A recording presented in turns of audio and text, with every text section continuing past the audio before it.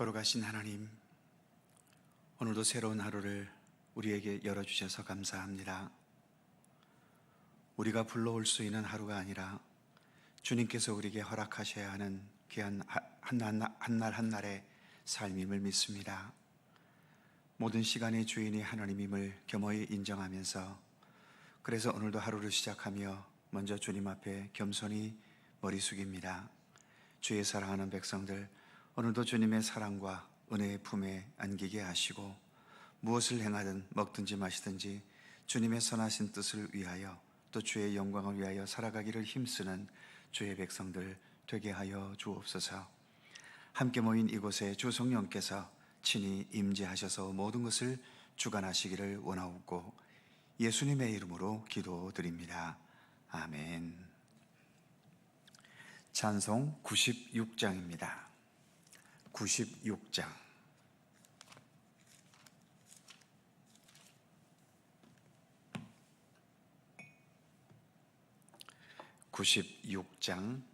함께 찬송합니다. 예수님은 누구신가? 우는 자의 위로와 없는 자의 풍성이며 전한 자의 높음과 잡힌 자의 노임되고 우리 기쁨 되시네. 예수님은 누구신가? 약한 자의 강함과 눈먼 자의 위치시며 병든 자의 고침과 죽은 자의 부활되고 우리 생명 되시네. 예수님은 누구신가? 추한 자의 정함과 죽을 자의 생명이며 죄인들의 중보와 멸망자의 구원되고 우리 평화 되시네. 예수님은 누구신가? 온 교회의 머리와 온 세상의 구주시며 모든 왕의 왕이요 심판하실 주님 되고 우리 영광 되시네.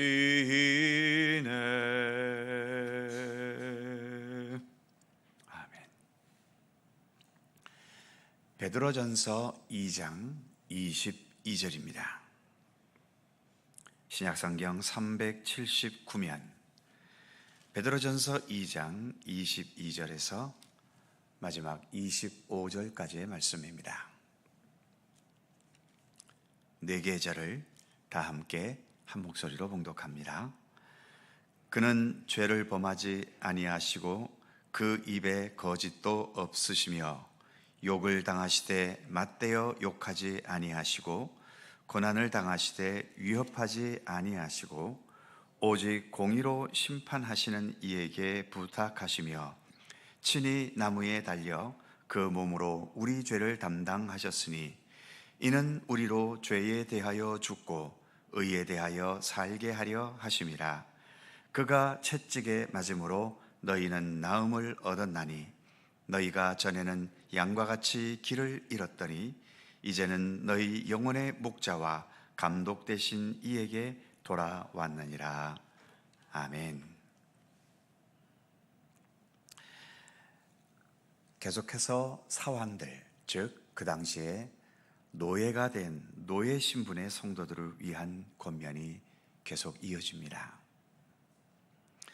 어제 읽었던 21절에서 비록 우리가 노예로서 억울한 가운데 살아갈 때가 많지만 우리 예수님의 본을 받아서 예수님의 자취를 따라가야 한다고 교훈한 후에 이제 오늘 우리가 봉독한 본문에서 그 예수님은 어떤 분이셨는지를 또 구체적으로 설명하고 있죠.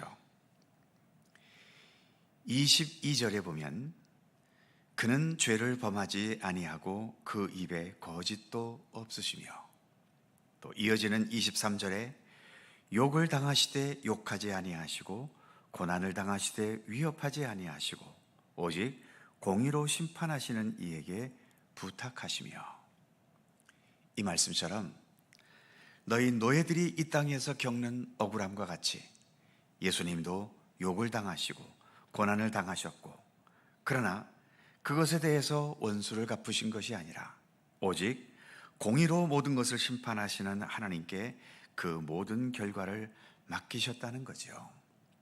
그래서 어떤 보복이나 복수하는 그런 마음 없이 22절 말씀처럼 죄를 범하지도 않으셨고 거짓도 없으셨다고 말합니다. 베드로는 지금 노예 신분으로 살아가는 성도들에게 예수님을 제시하면서 예수님도 이 세상에서 부당한 고난과 욕을 당하셨다고 말씀하고 있지요. 하지만 죄를 범하지 않고 거짓도 없으셨다고 말하는데, 이것은 곧 세상처럼 죄악된 방법과 거짓을 동원해서 힘든 위기를 모면하거나 자신의 뜻을 어떻게 하든 이루려는 것과는 달리 우리 예수님은 오로지 하나님의 뜻, 하나님의 방법, 하나님의 인도하심, 그리고 하나님의 최후의 심판을 따르신 분이라고 베드로는 말씀하고 있는 겁니다. 지금 이 시대는 경찰 제도가 잘 돼 있고 재판 제도도 잘 돼 있어서 소시민들도 억울하게 당한 일들에 대해 경찰과 법의 도움을 받을 수 있고, 또 사도 베드로 이 당시에 로마 시민권을 가진 사람들은 그런 법적인 도움을 받을 수 있었지만 노예 신분에 있는 이 노예들은 어떤 법적인 도움도 받을 수가 없었습니다. 주인이 부당하게 폭력을 행하고 고통과 아픔을 주어도 그 주인에게서 도망가 버리지 않는 이상 그 폭력을 피할 방법이 없었지요. 그런데 그 당시에 노예가 도망간다는 것도 어려운 일이고, 도망갔다가 다시 붙들렸을 때 그 이후에 어떤 보복을 당할지 그것은 상상할 수 없는 수준이었을 겁니다. 어찌 보면 노예들은 참는 것 외에는 다른 방법이 거의 없다고 봐야 하는 그런 신분에 있던 자들이지요. 베드로는 이처럼 참는 것 외에 다른 방법이 없는 노예들에게 예수님께서도 부당하게 당하신 여러 가지 욕이 있었고 고난이 있었고 그것을 참으셨다는 사실을 생각하라고 말합니다.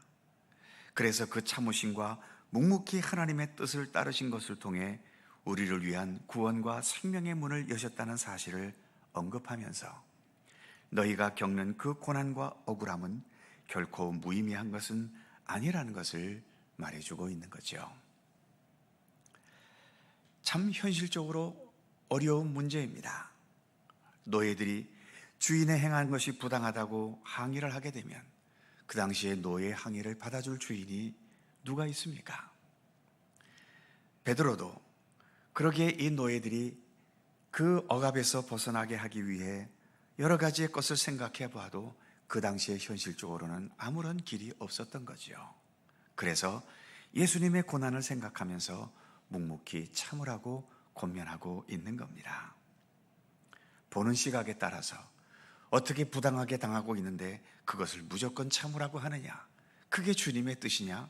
라고 따질 사람들도 있겠지만 오늘 이 시대에는 그것이 따질 수 있는 여건이 되어도 이 당시에는 따질 수 있는 여건이 되지 못한 때라는 것을 인식하셨으면 좋겠습니다. 그래서 24절에서는 이렇게 말합니다.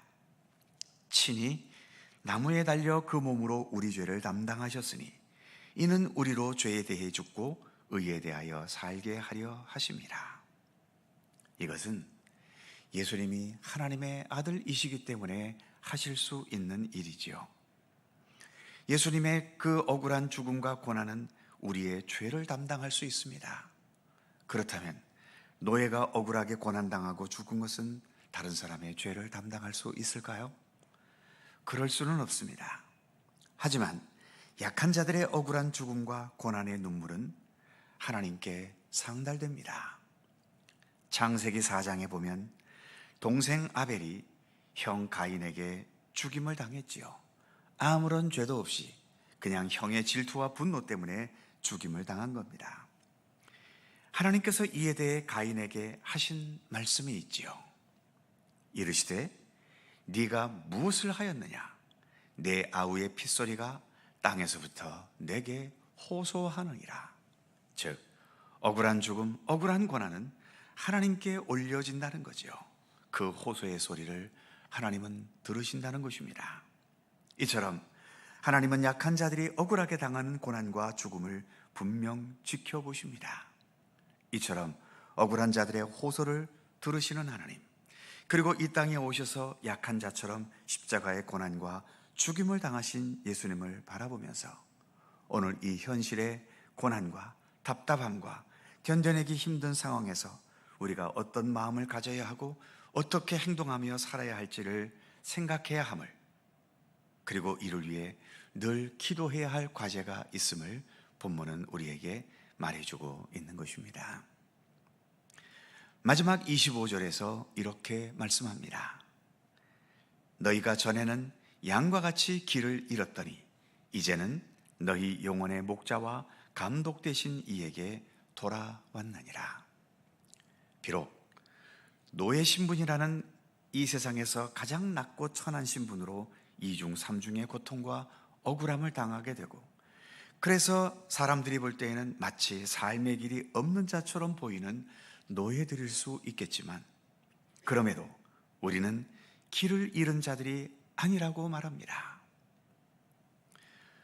보통 우리가 어떤 어려움과 또 억울한 일들과 남들보다 더 힘든 삶의 조건을 안고 살아갈 때에 마치 나는 길 잃은 인생처럼, 실패한 인생인 것처럼 너무 쉽게 그렇게 판단하지만, 그럼에도 오늘 이 말씀은 우리는 길 잃은 자들이 아니라고 말하고 있는 거지요.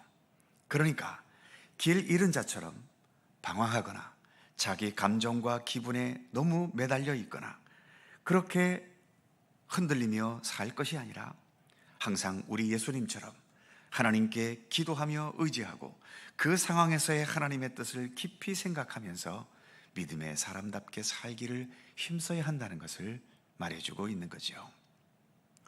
25절 마지막 부분에 보면 우리는 우리의 영혼의 목자와 감독 되시니, 즉 예수 그리스도께 속한 자들이라고 말합니다. 예수님은 이 세상에서 우리와 같은 육신의 삶을 사셨고 또 여러 가지의 고난을 당하셨기 때문에 이 세상에 살면서 우리가 겪게 되는 모든 아픔과 상처와 눈물과 원통함을 충분히 공감하시는 분이십니다. 그래서 불쌍히 여기시고 우리의 눈에 눈물을 씻기시고 결국은 우리 모두가 기쁨의 면류관을 쓰도록 우리의 삶을 이끌어 가시는 분이시죠. 이 땅에서 나에게 벌어지는 일들 때문에 너무 상처받거나 좌절하지 말고 결국은 예수 그리스도 안에서 합력하여 선을 이루게 하실 주님의 섭리를 믿고 신뢰하실 수 있기를 바랍니다. 오늘의 말씀처럼 예수님은 고난당하심으로 우리가 의에 대하여 살게 해주셨고 우리에게 나음을 얻게 하셨고, 목자 없는 양같이 방황하는 삶이 아니라 목자 대신 예수님과 함께 살아가는 그 복되고 은혜로운 삶을 오늘도 우리에게 펼쳐가고 계십니다. 주님은 우리를 사랑하시는 분이시며 그리고 언제나 나의 삶의 모든 가장 선한 목자가 되시는 분이십니다. 기도하겠습니다.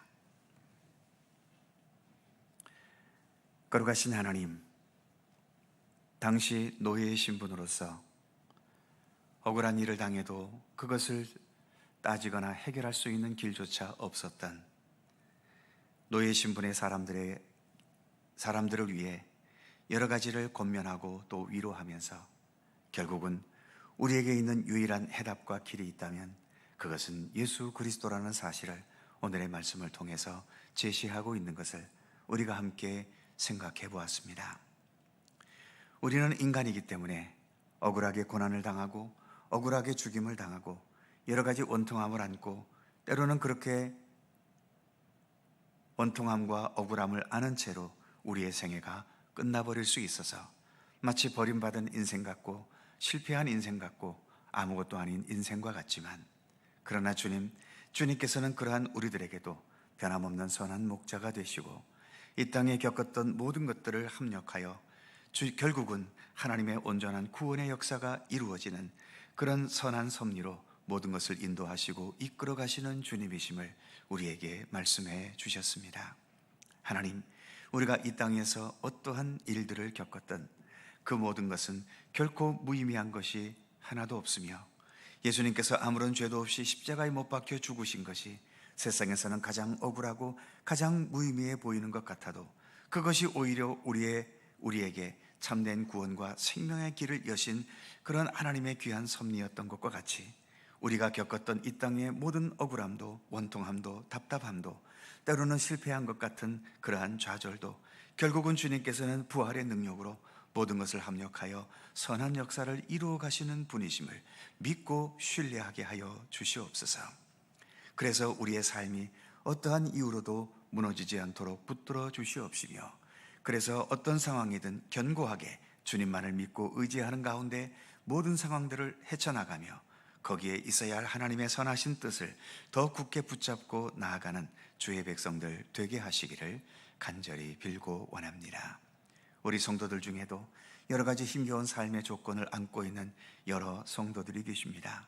주님께서 일일이 찾아가셔서 주께서 보살펴 주시고 위로하여 주시고 힘과 용기를 주시고 더 굳건한 믿음의 의지로 우뚝 설 수 있도록 주님의 돌보심과 인도하심의 손길로 함께해 주시옵소서.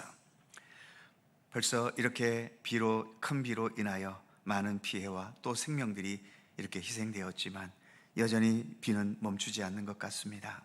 긍휼과 자비를 베푸셔서 속히 이 모든 장마가 물러갈 수 있도록 하나님 함께 하시고 여러 피해 속에서 아픔과 고난과 좌절을 겪고 있는 주의 백성들 주님 긍휼히 여기셔서 아무쪼록 이 모든 위기의 상황에 속히 극복할 수 있도록 함께 하시며 무너진 삶의 터전을 속히 복구될 수 있도록 우리 하나님께서 도우시고 함께 하시기를 간절히 빌고 원합니다. 오늘 하루도 주님과 함께 동행하는 복된 하루가 되도록 인도해 주시옵소서. 감사와 찬양을 주께 돌리오며 우리 구주 예수 그리스도의 이름으로 기도하옵나이다. 아멘. 하늘에 계신 우리 아버지의 이름을 거룩하게 하시며 아버지의 나라가 오게 하시며 아버지의 뜻이 하늘에서와 같이 땅에서도 이루어지게 하소서. 오늘 우리에게 일용할 양식을 주시고 우리가 우리에게 잘못한 사람을 용서하여 준 것 같이 우리의 죄를 용서하여 주시고 우리를 시험에 빠지지 않게 하시고 악에서 구하소서. 나라와 권능과 영광이 영원히 아버지의 것입니다. 아멘. 함께 기도하시고 자유롭게 돌아가시겠습니다.